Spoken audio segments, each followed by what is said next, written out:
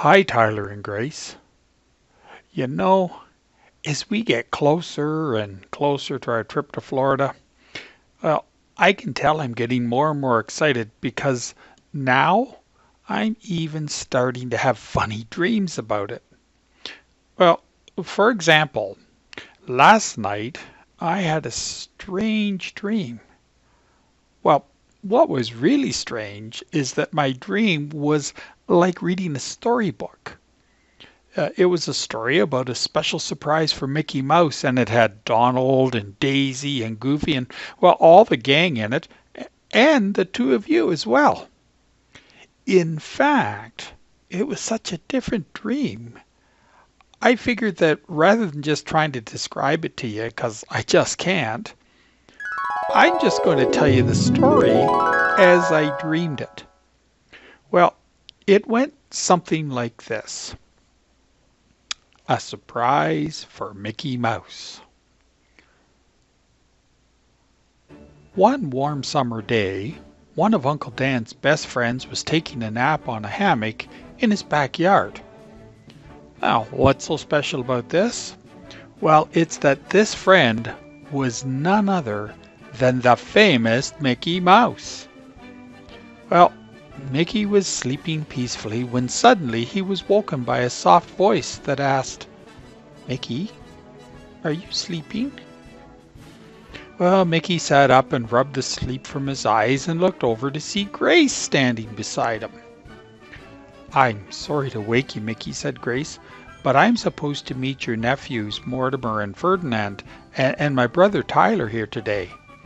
I was wondering if they've been here yet?" Well, just then Mortimer, Ferdinand, and Tyler came running up. Why, they looked very excited. "Look, Uncle Mickey," said Mortimer excitedly, "you got a telegram." "A telegram?" said Mickey. "Well, I wonder who would send me a telegram." "Well, there's only one way to find out," said Tyler. "Hurry up and open it." So Mickey opened the telegram and began to read. "Is it good news?" asked Grace. "Holy cow!" answered Mickey. "It's great news. Walt Disney World is having a special show to celebrate all the incredible new rides that have been opening in its parks in the last few years. And they want me to star in a Mickey Mouse special show called a review." "Wow, that's a great honor," said Tyler. "That's a show I'd sure like to see." "Well, you can," said Mickey. "All of my friends are invited to join me and be a part of the show. I wouldn't think of having it without the two of you as well."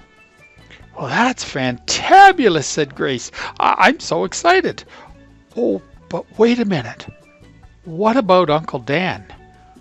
We all know he's absolutely crazy about Disney World. Would we be bringing him too?" "Are you kidding?" said Mickey, Morty, and Ferdinand. "It just wouldn't be a Disney trip without Uncle Dan. Come on, everybody. Let's get ready to go find him." And so, while Mortimer and Ferdinand headed off to start packing, Mickey, Grace, and Tyler headed out to find Uncle Dan and to tell all their friends about the exciting news.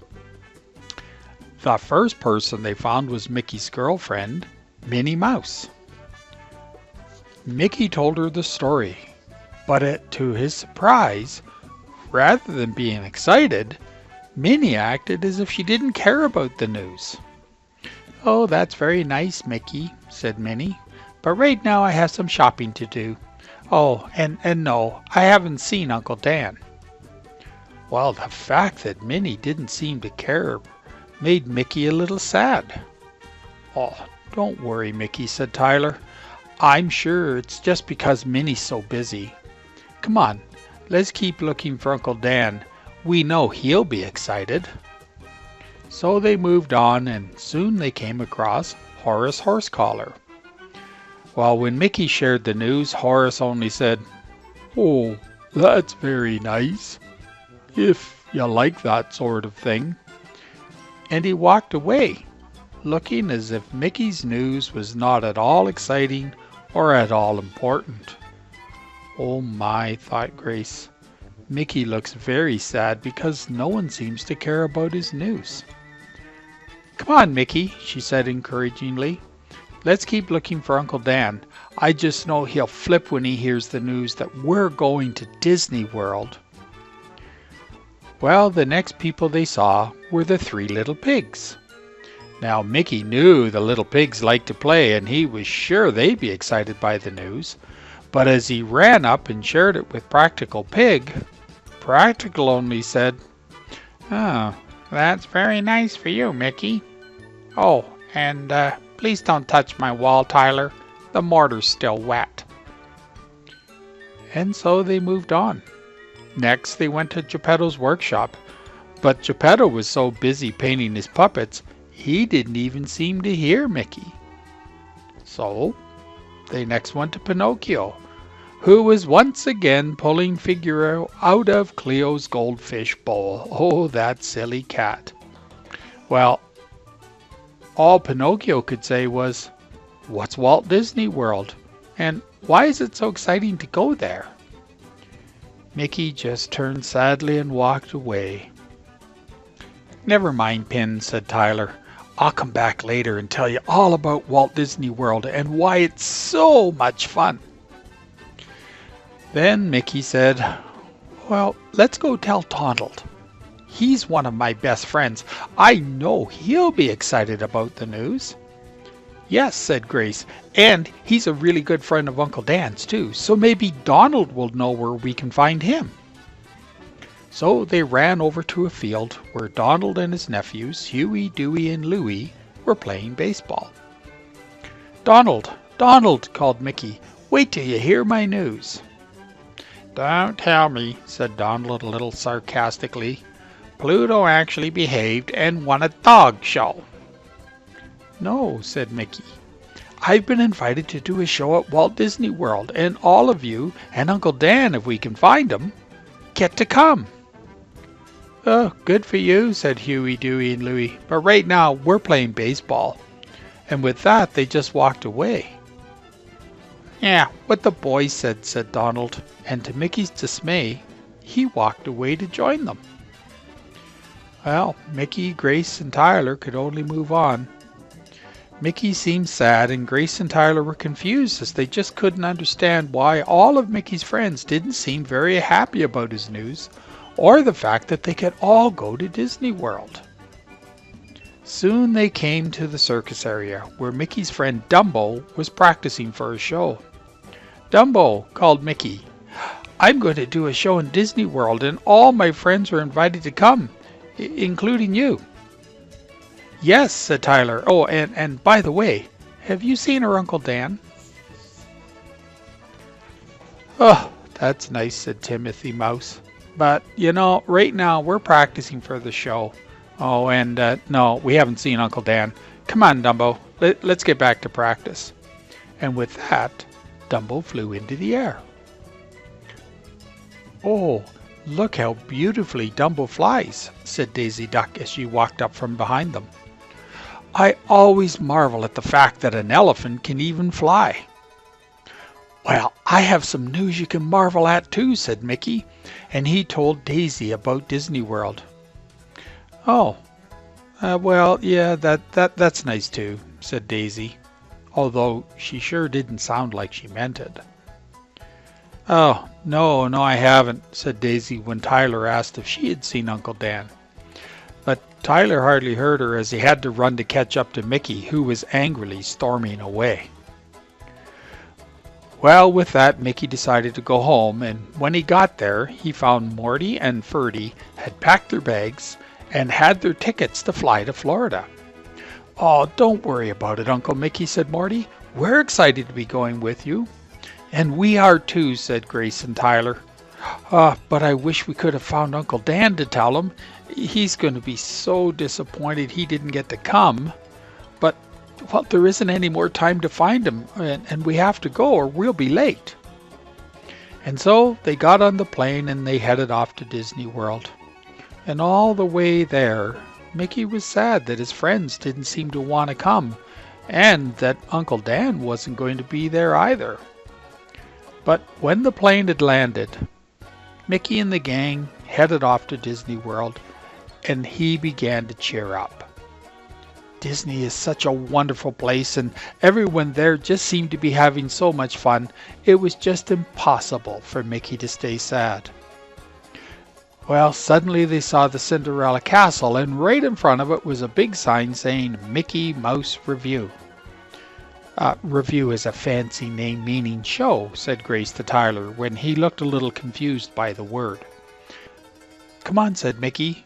We're going to be doing a song at the start of the show. I want to go and meet the orchestra to see if they're ready to play all the music. But as Mickey entered the theater, there was a great surprise waiting for him. Up on the stage was Donald and Daisy and Pinocchio and Geppetto and Dumbo and, well, just the whole gang. And, oh my gosh, yelled Grace as she pointed at the group. Look! And there, with all the gang, was Uncle Dan. Surprise! Called Uncle Dan and all of Mickey's friends. Guess what, Mickey, they said. We're going to be your orchestra, and you're going to be the conductor.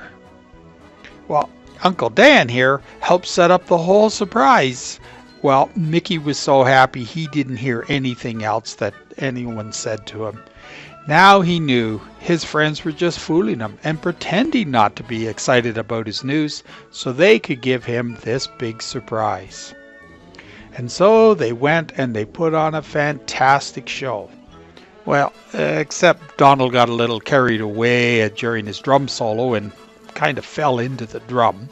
But that didn't seem to bother the audience, and everyone cheered for Mickey and all his friends, including Grace, Tyler, and Uncle Dan. But once the show was over, Grace, Tyler, and Uncle Dan couldn't wait to go and start having fun together at Disney World. Well, in fact, that was the start of another adventure that they had together. But you see, I don't know what that was, cause just as it started, I kind of woke up. But don't worry, guys, because I know I'm so excited about our trip to Disney that I'm sure I'm going to have more dreams, and I'm sure I'm going to have more stories that I can share with you. And just think, in only 11 more months, you, me, your mom, your dad, Papa, Uncle Trent, Aunt Sarah, Aunt Connie, Nana and Cousin Cody, Cousin Mason, and Cousin Kirk and Gina are all coming to Disney with us to have a great time. And the really exciting part is that once we're there, the stories that we dream of will all come true. So until then, you guys be really, really good. Remember that we love ya, and I can't wait to see you. The end.